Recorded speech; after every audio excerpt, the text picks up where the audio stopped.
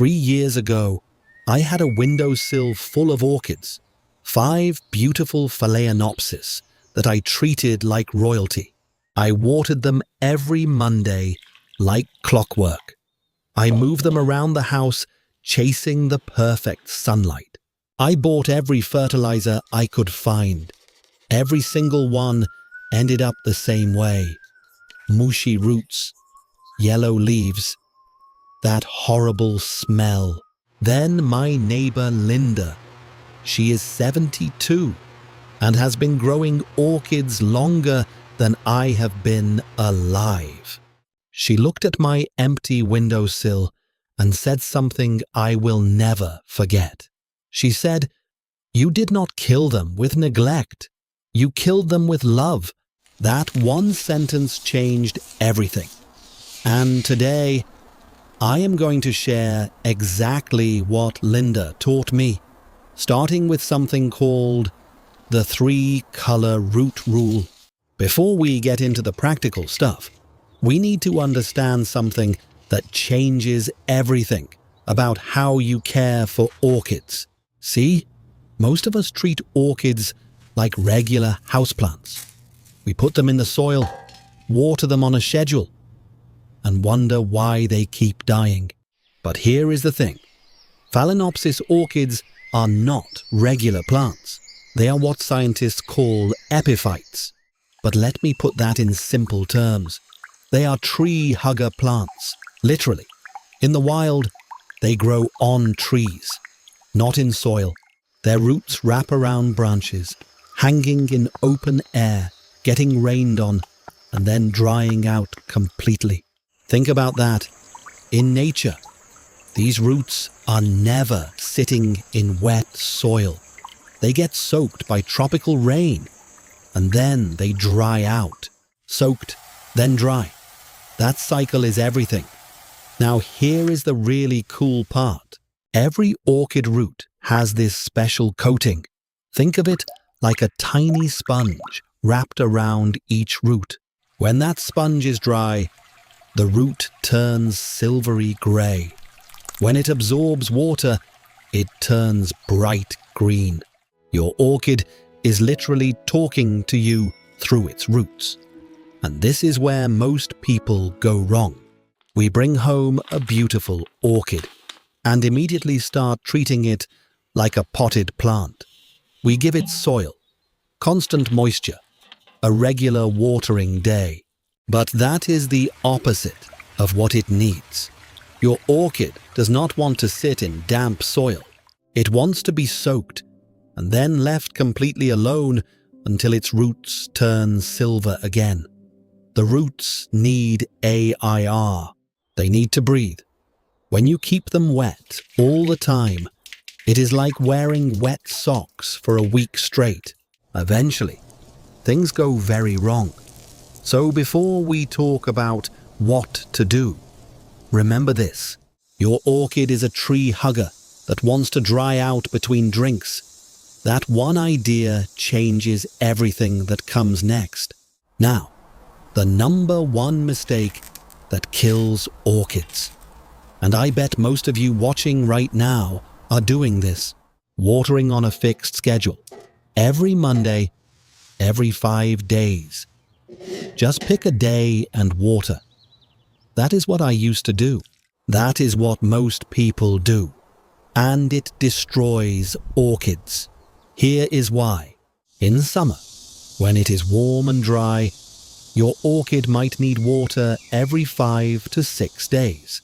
But in winter, when it is cooler and more humid, that same orchid might only need water every 10 to 12 days.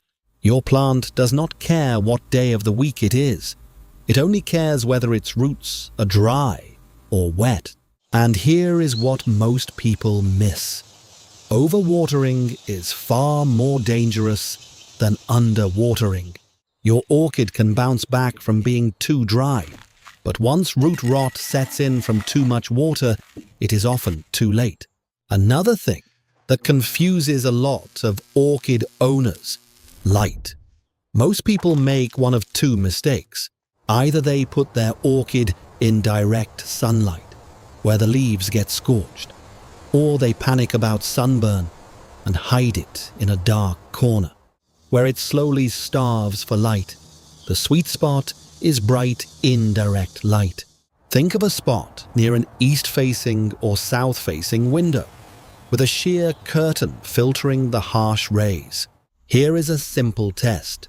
Hold your hand between the light source and your plant. If you see a soft, fuzzy shadow, that is perfect.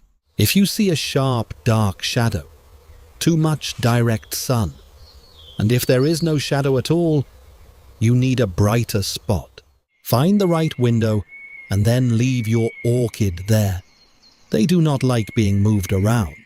All right, this is the part that changed everything for me. And it is honestly the most important thing you will learn today. I call it the 3-color root rule. Forget schedules, forget apps, forget guessing. All you need to do is look at your orchid's roots, and they will tell you exactly what to do. Here is how it works. Color number 1, green. When you see firm, plump, green roots, stop. Put down the watering can. Your orchid is happy and hydrated. Green means leave it alone. Color number 2, silver or gray.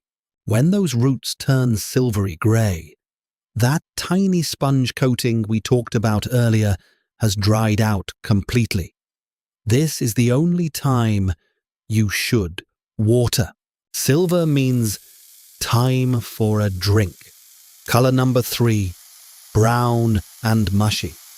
If a root is brown, soft, and maybe has a bad smell, that root is already gone.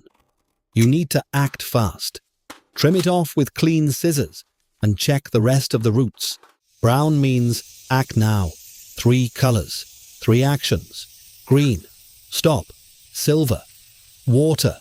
Brown, act. The 3-color root rule. Once you learn to read these 3 signals, you will never have to guess about watering again. Remember Linda from the beginning of this video. Before she figured this out, she was exactly like us.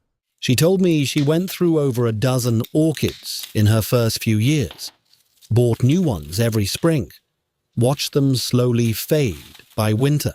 But then she stopped doing what everyone told her to do. She stopped watering on a schedule. She stopped using regular potting soil. Instead, she just started watching the roots. Green means stop. Silver means water. Brown means act. That is it. 3 years later, that same orchid, the one she almost threw away, has bloomed 5 times. 5 times from one single plant. And last spring, she even divided it and shared baby orchids with 3 of the neighbors on our street. She told me, I stopped trying to be a good plant parent, and that is when I finally became one. If stories like Linda's inspire you, consider hitting that like button. It helps us share these real experiences with more gardeners like you. Now that you understand why, let us talk about how, starting with what your orchid should be sitting in. If your orchid is currently in regular potting soil, that is the first thing we need to change. Remember, these are tree hugger plants.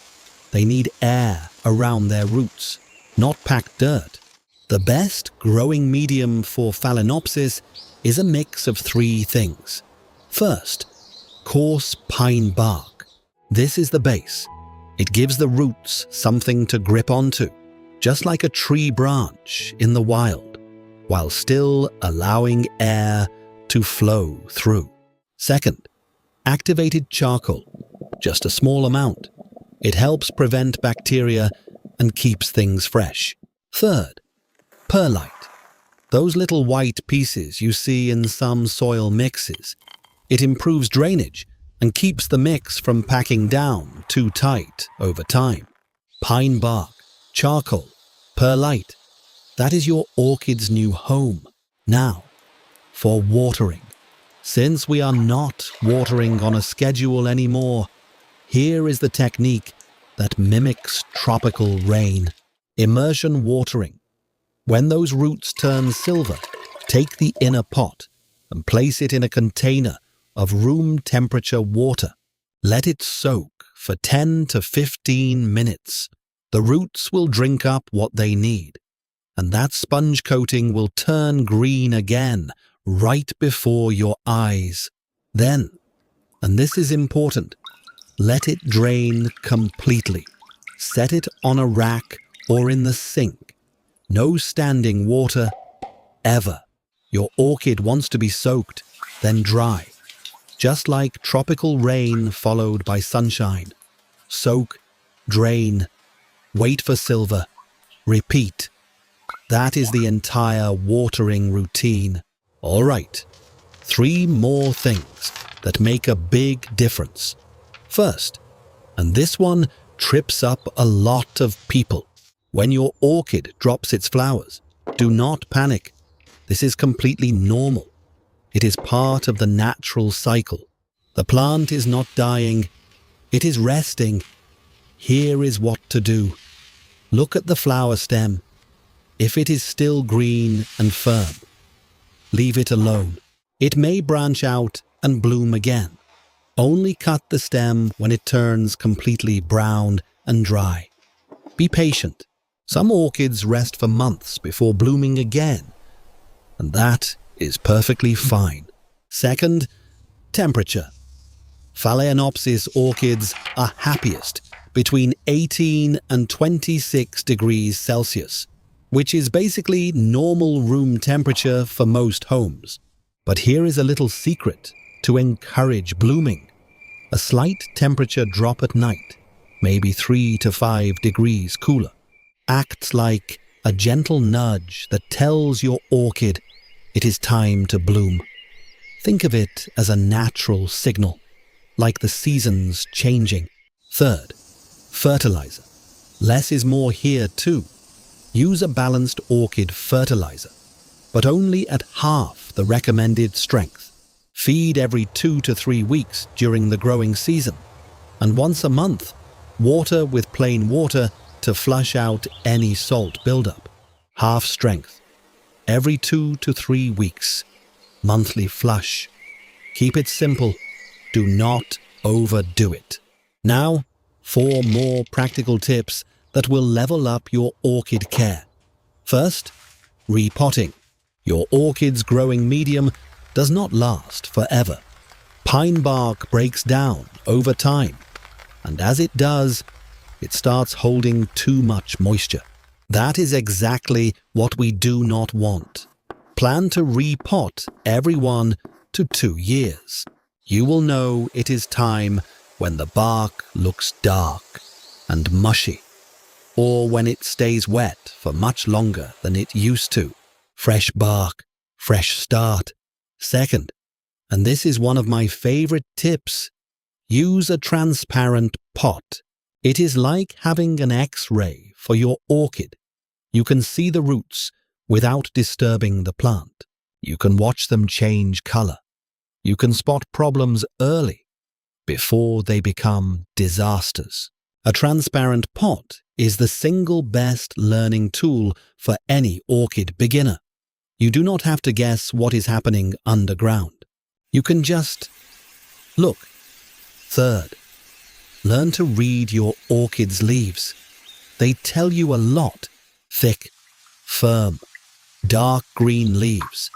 That is a healthy, happy plant. Keep doing what you are doing. If the leaves start to wrinkle or feel soft, that usually means a root problem. Check the roots using our 3-color system. And if you see dark spots or unusual marks on the leaves, that could be a sign of infection.